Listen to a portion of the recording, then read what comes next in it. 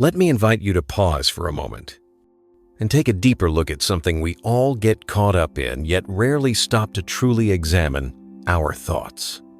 You see, after many years guiding meditation and walking alongside people who are learning to live with more ease, I've heard one question over and over again. Teacher, how do I stop being pulled into negative thoughts? How can my mind finally be at peace? And my answer always begins gently. And maybe it's what you need to hear right now, too. Not every thought is worth trusting, and not every thought needs to be believed. The human mind is like a river each day. Tens of thousands of thoughts pass through it. Some drift by gently. Others arrive like storms. But the danger isn't in the thoughts themselves. It's in the fact that we believe every word our mind tells us. Think about it. How many times in your life have you worried about something that never even happened? How many nights have you lost sleep over what if scenarios that never came true? The Buddha taught, the mind is the root of all things.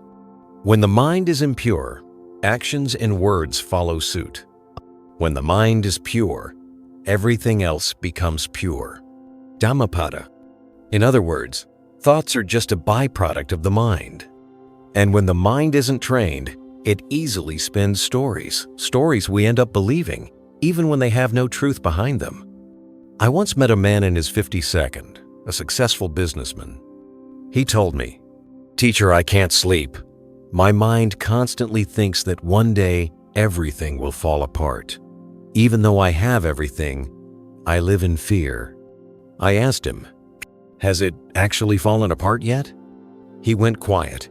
"No, but it feels so real it's driving me crazy." And that's the power or the trap of thoughts. They don't need to be true. They just need to feel true. And unless we have mindfulness, the ability to pause and say, "Wait, this is just a thought," we get swept away like a leaf drifting in the current. Buddhism teaches us to live like the sky and see thoughts like passing clouds. Some days, the clouds are white and peaceful. Other days, they're dark and heavy. But no matter what kind of clouds appear, the sky remains untouched. You are not your thoughts. You are the awareness that sees them.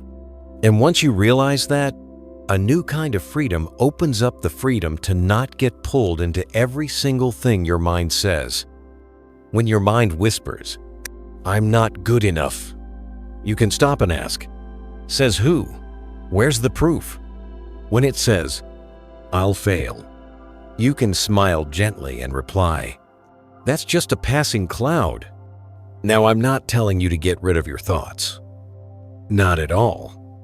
I'm just inviting you to observe them, to recognize their fleeting, impermanent nature. As the great Thai meditation master Ajahn Chah once said, "You don't have to throw your thoughts away. Just don't let them boss you around." And something beautiful happens when you stop chasing every thought. Space opens up. Stillness returns. You start to hear your own breath. You feel your feet touching the earth. You notice the bird outside your window singing a sound you missed before because of the noise inside your head. That's when you're truly alive. Not living inside mental stories, but awake to what's real. If I could leave you with one simple practice, it would be this. The next time a thought makes you anxious, hurt, or full of self-doubt, take a deep breath and ask yourself, is this real or is it just a story? And if it's just a story, let it go. The sky is still there. You're still breathing. And that is more than enough for one peaceful moment. There's something I often notice in many adults, especially those who've lived through their fair share of storms in life. It's that they're willing to forgive others. But when it comes to themselves, they're incredibly harsh. Have you ever felt that way? That it's easy to show compassion when someone else makes a mistake. But when you slip up, you just can't stop replaying it, blaming yourself over and over. I remember a woman in her early 62nd who came to one of my retreats in California. She told me, "Teacher, I've tried to live a good life, but every time I make a mistake, even a small one, I can't stop thinking about it. It's like I don't deserve peace." I looked at her and gently asked, "If your daughter or someone you deeply love made that same mistake, what would you say to them?" Without hesitation, she replied, "I'd hug them. I'd say, 'It's okay. Everyone messes up sometimes. Just learn and keep going.'" I smiled and asked her, "Then why don't you say that to yourself?" You see, many of us grow up believing that we're only worthy of love when we're perfect. We're taught how to be responsible, how to be disciplined, but we're rarely taught how to be compassionate with ourselves. The Buddha once said, "You can search the whole universe and not find anyone more deserving of your love than yourself." Anguttara Nikaya. Self-compassion doesn't mean making excuses. It doesn't mean denying your mistakes. It means learning how to hold yourself, especially in your messy, imperfect, vulnerable moments. When you fall down, instead of saying, "I'm such a failure, I deserve this pain," you can pause and say, "I did the best I could at the time. I can learn from this and keep moving forward." Can you feel the difference? Being kind to yourself doesn't make you weak.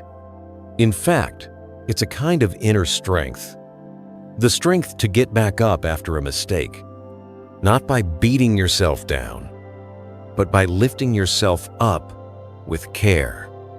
A recent neuroscience study from Stanford showed that when people are treated with compassion, whether from others or from themselves, the areas of the brain linked to stress calm down significantly. Meanwhile, the parts linked to happiness and safety become more active. In other words, the way you speak to yourself directly affects how peaceful you feel inside. In Buddhist practice, we often begin loving-kindness meditation with simple phrases like, "May I be well. May I be gentle with myself. May I be loved and understood." They may sound simple, but when you sit quietly, place a hand over your heart, and whisper these words sincerely, something softens. Your chest feels lighter, and you breathe easier.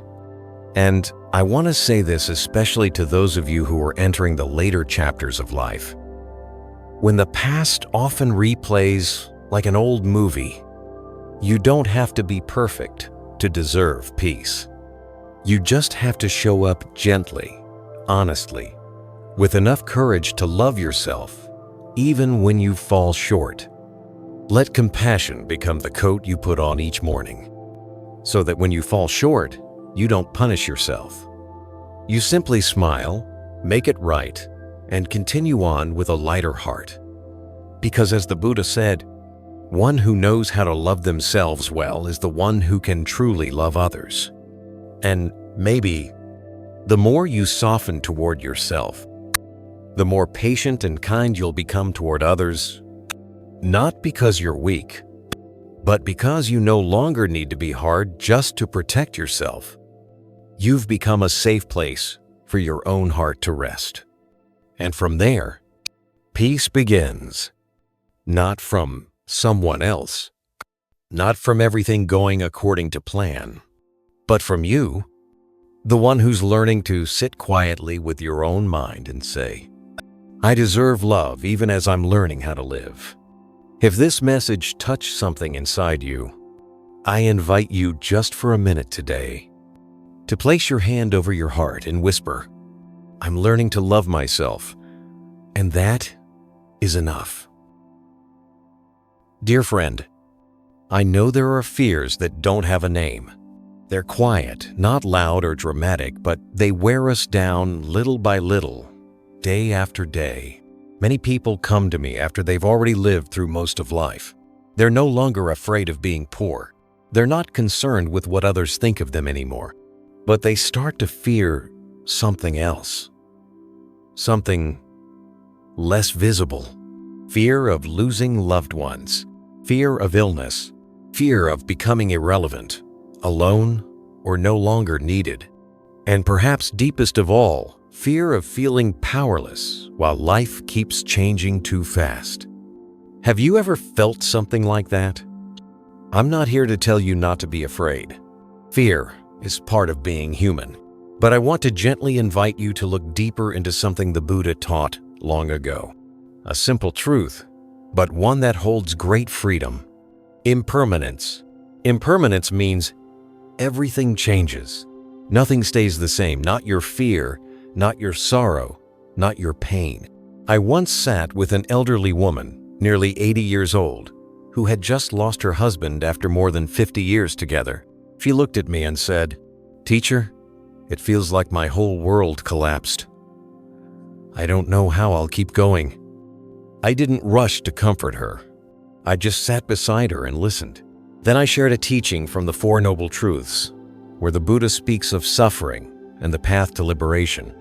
He said, "All conditioned things are impermanent. All feelings, pleasant, unpleasant, or neutral, rise and fall like waves. They come and they go." And I said to her, "Yes, you are in pain, but this pain will also change, not because you'll forget him, but because your heart has the ability to transform." You see, here's the beautiful paradox. Because everything changes, there is always hope. If fear were permanent, if sorrow lasted forever, how could we ever rise after loss? But you have risen before, and I believe you will again. Try to remember a time in your life that felt unbearable, a moment of deep loss, a season of illness, a heartbreak you thought you'd never recover from. And now ask yourself, is that moment still here? You're still here, aren't you? You kept going. Maybe your life looks different now, but you're still living. And that, my friend, is the clearest proof. No emotion, even fear, lasts forever. In Buddhism, we call this insight into liberation. When we deeply understand that everything changes, we stop fighting fear. We stop running. Instead, we learn to sit quietly beside it. I once guided a young woman through recurring panic attacks. At night, her heart would race, her breathing would tighten, and her mind would spiral into worst-case scenarios. I didn't teach her to fight those feelings. I simply taught her to place her hand on her heart, breathe deeply, and whisper, "This is just a passing emotion. I don't have to become it. I can breathe. I can wait for it to pass." And you know what? Every time she did that, sat still without trying to fix it, the fear began to retreat. Not because it made sense, but because it was no longer being fed. I know you might be at a point in your life where change feels constant. Your health, your family, your finances, maybe even your sense of purpose. But let me say this with all the honesty I have. Not all change brings loss. Some changes, while painful, at first open new doors within us. The door of surrender, the door of peace that no longer depends on everything going according to plan. If there's something weighing on your heart right now, I'm not asking you to push it away. I'm just inviting you to place a hand over your heart, take a breath, and softly say, "This too shall pass," because it truly will. And you who have walked through so many seasons of life, you have enough patience to wait it out, and enough compassion to not punish yourself just for being afraid. One day, you'll look back and smile, because it wasn't the absence of difficulty that saved you. It was the wisdom of impermanence, the understanding that nothing stays forever. And that is where your freedom begins. You know, after many years of working with adults, I've come to realize something profound. So many of us spend our whole lives waiting for happiness. I once spoke with a retired engineer in his early 60s. After a meditation session, he said to me, "I thought retirement would finally bring peace, but I still don't feel happy. It's like I'm still waiting for something to make me feel truly fulfilled." Have you ever felt that way? We grow up with this quiet belief. that happiness is something we earn after we've finished everything.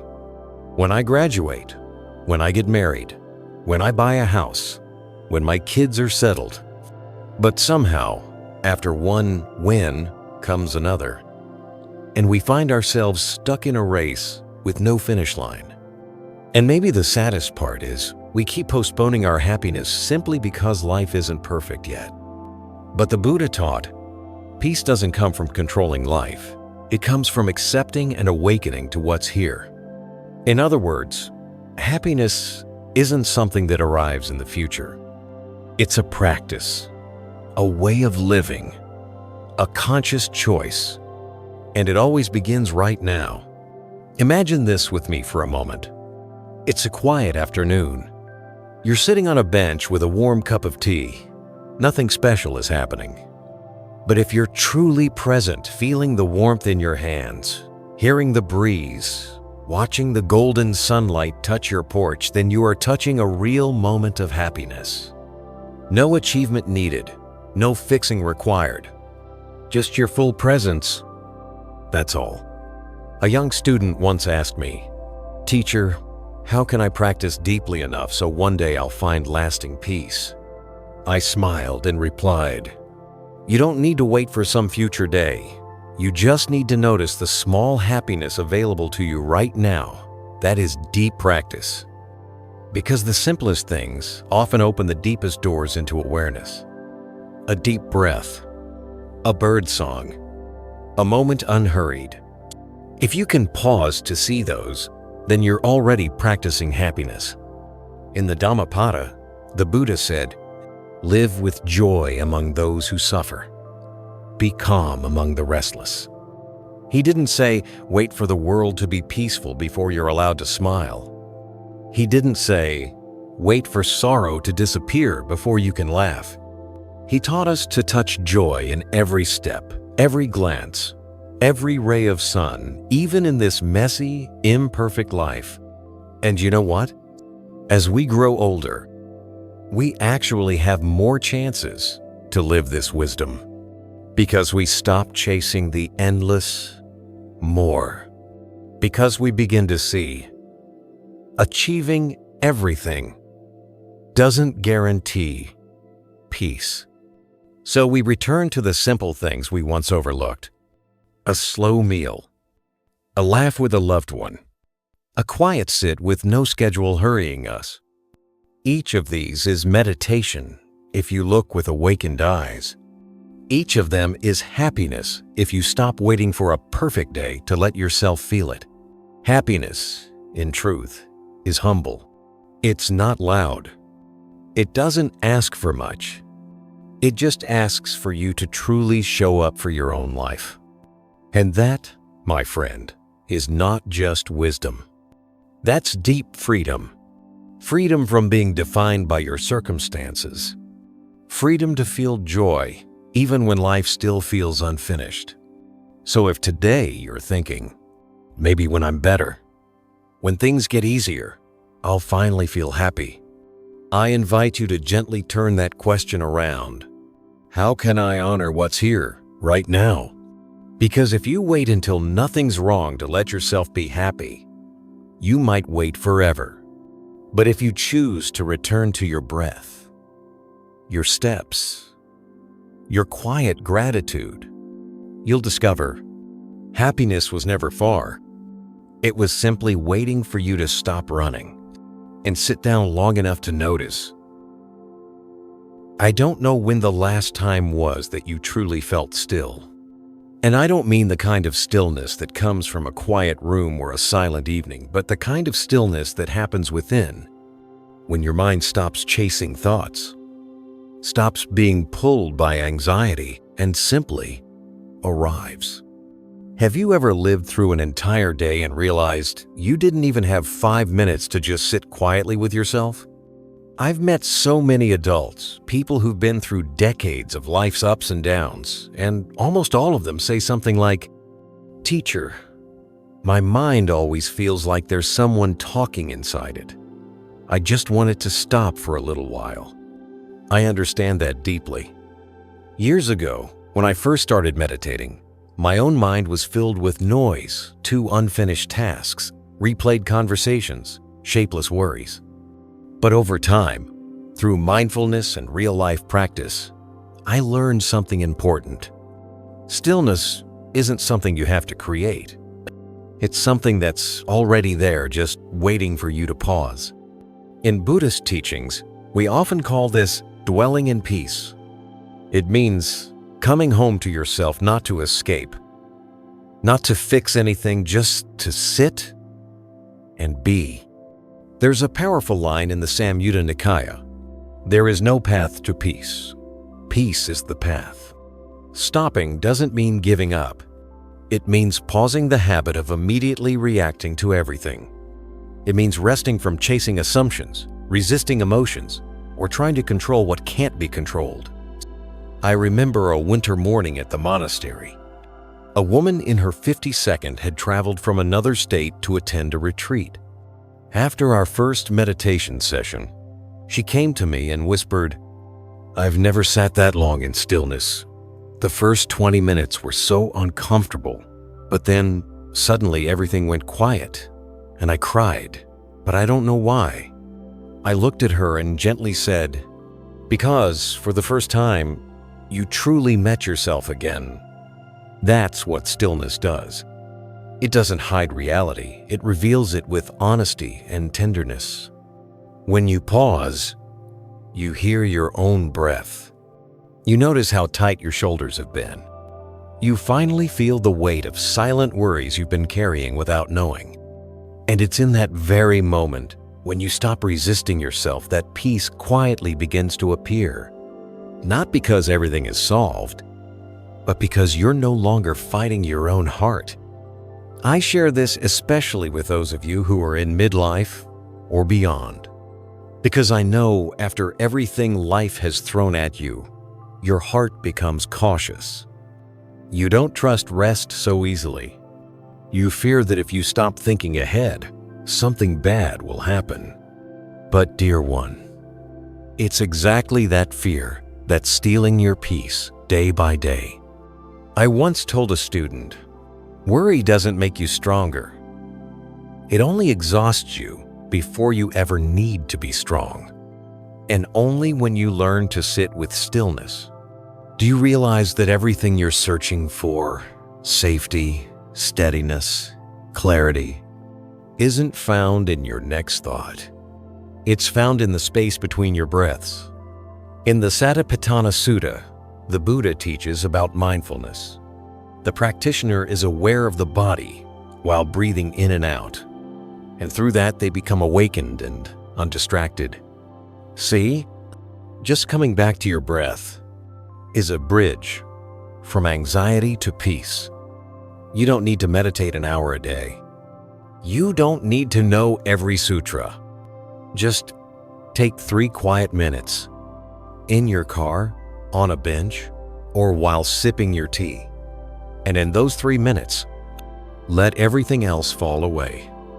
Not to abandon it, but to return to the life that's still here, to the version of you that doesn't have to prove anything. Because peace, dear friend, isn't something grand. It's what happens when you're finally willing to sit still and simply be. I'd like to begin today with a gentle but profound question. When was the last time you truly lived in the present moment? No worrying about tomorrow. No longing for yesterday. Just fully, completely here, with the moment unfolding in front of you. I've asked this same question to countless people over the decades as a monk and meditation teacher. Some say, "I don't remember." Others pause and quietly sigh. Then, with a hint of sadness, they confess, "Teacher, I've spent most of my life living in memories and the rest in worries about what hasn't even happened yet." Does that sound familiar? Modern life makes it incredibly easy to fall into that loop. We live in a body that's here, but a mind that's either chasing the past or racing into the future. We replay what we can't change. We fear what we can't control. And in doing so, we miss the most important truth. The only real moment we ever have is now. In Buddhist teachings, the present isn't just a point in time, it's a spiritual refuge. It's the only place where you can truly feel your breath, know you're alive, and actually be with yourself. In the Satipatthana Sutta, the Buddha taught, whether walking, standing, sitting, or lying down, the mindful one knows exactly what they are doing. Not because the Buddha wanted us to strain our attention all day, but because he understood, only in the present do we have a chance to be free. I once met an older man at a retreat who shared this story. He said he lived each day like a machine work, home, scrolling past his wife and kids like a ghost, until one day, he realized he didn't feel anything anymore. No joy, no aliveness. I asked him, "When was the last time you truly felt something real?" He paused and quietly said, "Maybe 20 years ago when my daughter was a baby, and she smiled while I held her." You see, it wasn't that he didn't have happy moments. It was that he wasn't present enough to actually touch them. And so, he lost them even while they were happening. I often compare the present moment to a quiet house. Inside, there's no pressure from the future, no shadows from the past, just the soft light of presence and the warmth of truly being alive. But many of us live outside that house, wandering through the stories in our head, telling ourselves we have to fix everything before we're allowed to step in. The truth is, you don't have to fix everything. You just have to pause and walk through the door. Just breathe in and know you're breathing. Just feel your hands resting on each other. Just hear the breeze pass through the window without instantly planning your next move. And you've arrived in the safest place you can be, this moment. There's something I often remind my students, especially those over 50. You don't need more time. You just need more presence. We don't know what tomorrow will bring. And the past, no matter how sweet or sorrowful, can never return. But this moment is still here, still waiting for you to come home. And when you do, you'll realize that most of your fears were just thoughts, that your regrets don't have the power to break you. Because now, you're standing in the only place that's real. As the Buddha once said, no one can go back and create a new beginning, but anyone can start from where they are and create a new ending. That new ending? It doesn't lie ahead somewhere. It begins the moment you choose to fully live this moment, as if it were your last, and the only one you truly own. So, if you're hearing this, I invite you to try something simple. After this video, turn off every device. Sit quietly for just 3 minutes. Do nothing, just breathe and know that you're alive. Because sometimes, peace doesn't come from doing more. It comes from finally being fully here. I want to talk to you today about something that so many people misunderstand. Something that causes them years of silent suffering without even realizing it. It's acceptance. And I know just hearing that word might stir up a reaction inside you. Acceptance? Doesn't that mean giving up? Acceptance sounds like surrender, like weakness, like letting life win. But that's not what it really means. Over the years, I've met countless people. Successful entrepreneurs, single parents, elders who've walked through the seasons of life. And what hurt them most wasn't what happened. It was their inability to accept that it had happened. Have you ever found yourself stuck in the question, why did this happen to me? Or that quiet ache, it wasn't supposed to be this way. Then you carry disappointment, regret, even resentment.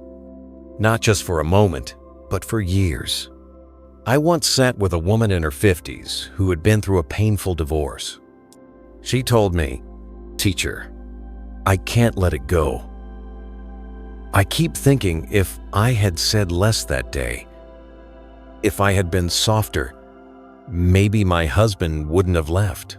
I looked at her and gently said, "You're punishing yourself with the past. You can't change. What you need right now isn't an answer, it's a breath." In the Buddhist teachings, acceptance isn't about resignation or defeat. It's about looking directly at the reality of this moment and stopping the war against it.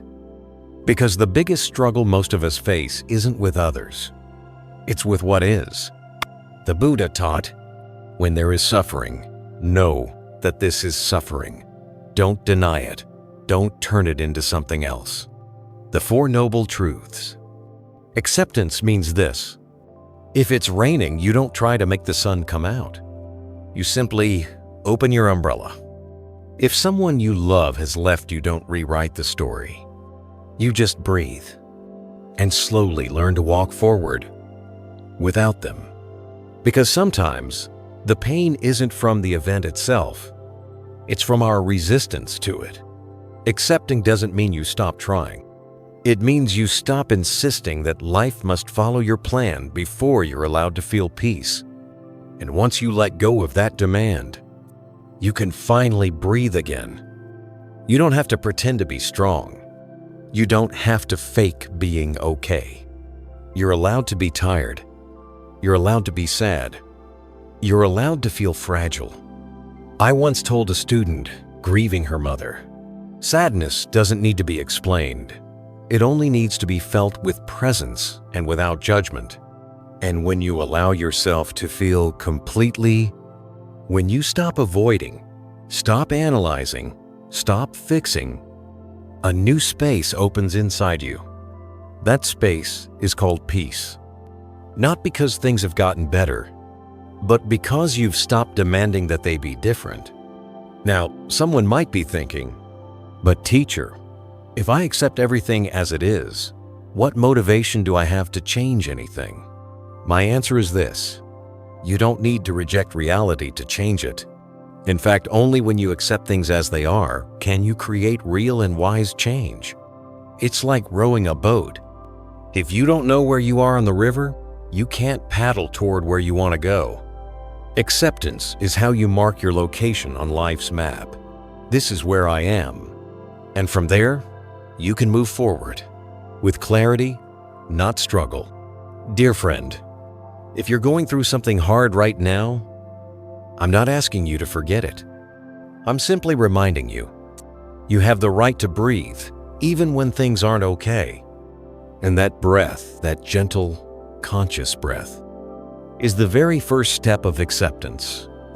Because a person who is breathing deeply is a person who has begun to make peace with themselves. I know you're familiar with that voice, the one that whispers in your mind right before you do something important, the one that shows up in the middle of the night when everyone else is asleep, and it's just you, alone with your thoughts. It says things like, "Can I really do this? What if everything goes wrong? Is there still time? Have I lived the right way?" I call that the voice of anxiety. It's not exactly your enemy, but it's not a friend you should follow blindly either. And today, I want to say something to you, not as a teacher, but as someone who spent many long hours sitting with that voice himself. Learn to speak to it with gentleness. You see, in the retreats I lead for older adults, one theme comes up again and again. Most people aren't afraid of aging. They're afraid there's no time left to get it right. No time to heal. No time to begin again. And in the grip of that anxiety, they don't know what to say to themselves, except self-criticism. I once asked a woman in her early 62nd, caring for her husband with dementia, "What do you tell yourself each day?" She looked down and quietly said, "I tell myself to keep going. And when I'm too tired, I tell myself I'm weak." I took her hand and asked, "If your daughter were doing exactly what you're doing exhausted like this, what would you say to her?" She began to cry. I'd hold her. I'd tell her to rest. I'd tell her I love her, no matter what she can or can't do. So I looked into her eyes and asked, "Then why can't you say that to yourself?" That's the thing, isn't it? We know how to be gentle with others, but we're often so harsh with ourselves. That anxious voice inside you, it's just trying to protect you. It worries that if you don't worry first, life will catch you off guard. It thinks if you don't prepare for the worst, you'll collapse when it comes. But what it doesn't realize is, because it talks so much, you don't get to rest. You don't get to notice what's actually okay right now. In Buddhist teaching, there's a concept called self-compassion. It's not just about meditating or chanting. It's about how you speak to your own mind. When it's scared, restless, or overwhelmed, the Buddha once said, "You cannot pour from an empty cup." If you let that anxious voice drain your energy dry, you won't have anything left to live, to love, or to heal with. There's a simple but powerful practice I often share with older students. When you hear the voice of worry, don't try to silence it. Just place a hand over your heart, take a deep breath, and whisper, "I know you're worried, but I'm here now, breathing with you, listening, no judgment." You don't have to be a monk to do this. Instead of saying, "Why am I so weak?" try, "I know I'm tired and I deserve to rest." Instead of, "I'm not good enough," try, "I'm doing the best I can right here, right now." And slowly, that anxious voice, which only ever wanted to be heard, begins to quiet down. It starts to trust that you are truly present now. It doesn't need to scream anymore because you finally come home to yourself. This is something I deeply believe. We don't need to conquer fear. We just need to stop abandoning ourselves when fear shows up. Because in the end, that anxious voice doesn't want perfection. It just wants safety. And you can become that safe place if you're willing to sit with yourself the way you'd sit with a scared child. You don't need to be brave all the time. You just need to be honest. You just need to say, "I hear you, I see you, and I'm staying right here." And sometimes, that alone is the beginning of deep healing. Dear friend, there's something I'd like to gently share with you today. Something that, if you've lived more than half a lifetime, you probably understand deeply, even if you've never put it into words. It's that feeling of having to carry everything. You have to plan ahead. You have to manage risk. You feel responsible for everyone, even when they didn't ask. You have to keep everything together, just so life doesn't fall off the rails. Have you ever felt like that? I believe you have, because I've sat with many people who know that burden well.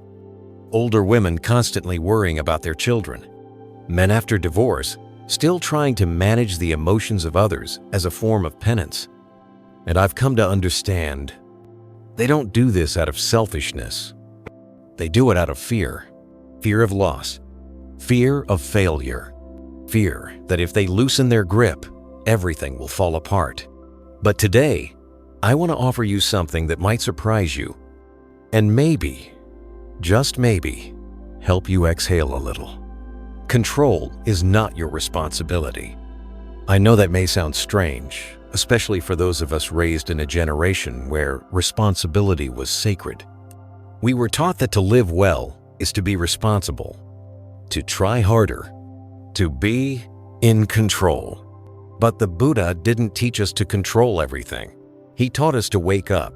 And waking up means seeing clearly what is truly yours to do and letting go of what isn't. In the Dhammapada, the Buddha said, "The wise do what should be done and let go of what cannot be done." The heart of it is this: can you tell the difference between a true responsibility and the illusion of control? I once spoke with a man in his mid-62nd. He told me, "Master, I planned my life like a blueprint, but then my wife got sick.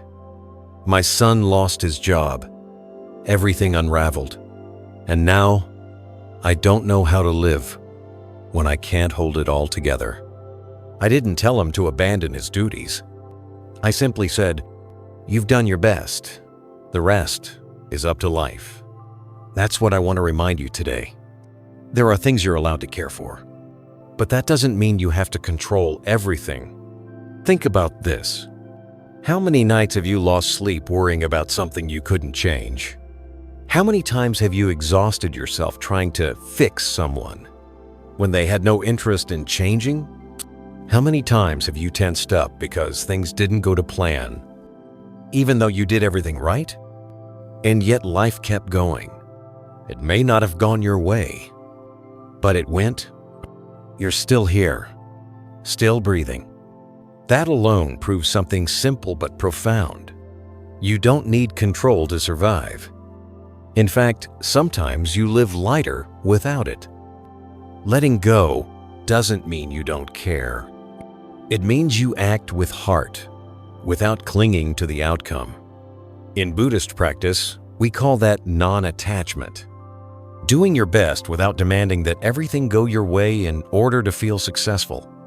Like a gardener, you prepare the soil. You plant at the right time. You water with care. But the sun, the rain, the pests, they belong to nature. If you sit there worrying every hour, you'll miss the joy of the garden. And in life, if you try to control too much, you may lose your trust in life and your own inner peace. I'm not asking you to give up responsibility. I'm simply inviting you to release the illusion that unless I control everything, nothing will be okay. Because the truth is, many things will be okay even if you let go.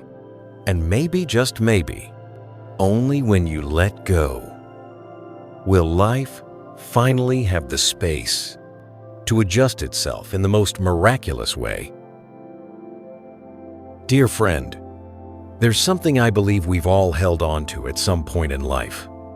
The belief that happiness will come when things finally get better, when our children succeed, when our health returns, when we feel financially secure, when old wounds are healed, when, in short, life becomes perfect. And so, we live in a quiet state of waiting. Waiting for the day we'll finally feel light. Waiting for the moment we can finally exhale and be joyful. But have you noticed? That day often never comes. I once sat in meditation with a man in his 70s. He told me that for most of his life, he'd been busy working hard, raising a family, making sure each child had what they needed. And he had promised himself, one day when everything is settled, I'll finally live for myself. But now that he's retired, with grown children and a spacious home, he sits quietly and says, I still feel like something's missing. I'm not as happy as I thought I would be. I paused, then gently said, because you've been waiting for happiness to arrive in the future. But happiness doesn't live in the future, it lives in the present, if you're willing to return to it. You see, the Buddha never said, find peace only after achieving everything. He taught the opposite. No one can fully enter the present while trapped in expectation. Happiness, in Buddhist teaching, is not a prize for perfection. It is a gift offered to those who are present. I once asked a woman in her 60s, what's the moment you feel happiest during your day? She smiled softly and said, in the morning when I drink tea alone. No phone, no one needing me, just me and the warmth of the cup. It feels like time stands still. It might sound simple, right? But I truly believe those are the very moments where happiness resides. Quiet, unassuming, a small, honest, deeply human pause.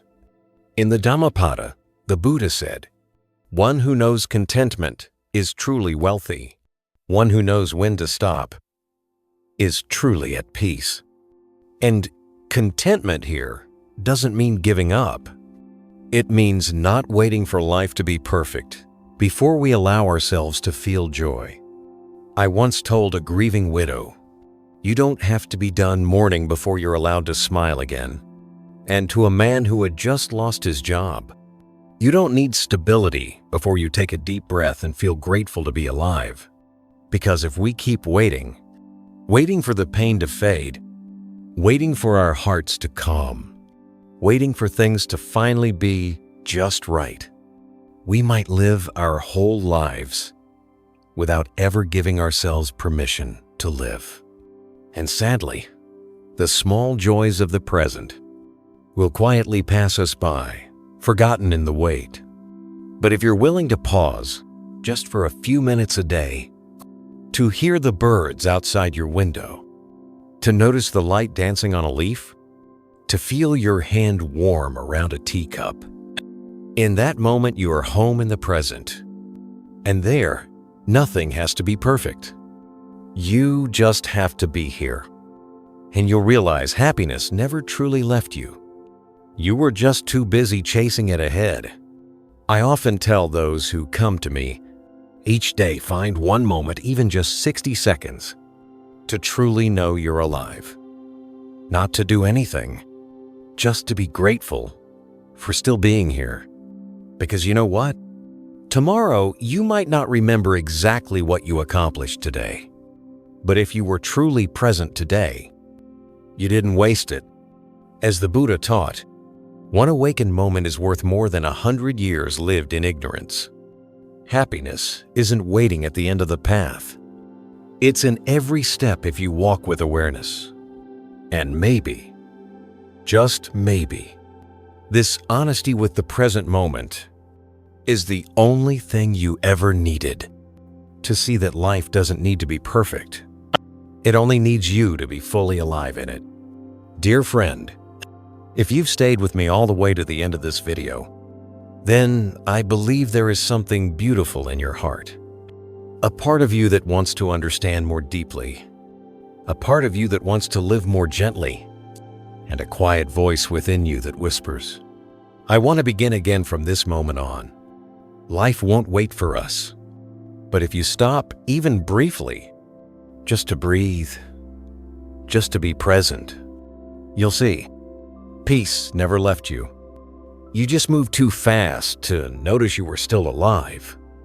And if something in this message touched your heart today, I invite you to do something simple but meaningful. Subscribe to the Buddhism Seeds channel. Because who knows, maybe the seeds of presence, compassion, and peace planted in you today will blossom into quiet flowers of healing in the days to come. Click like if you found value in this video. Share it with someone who might need a soft breath of peace. And leave a comment below, a memory, a feeling, or a moment when you felt like you truly came home to yourself. Because who knows, your story might become a lamp for someone still walking through the dark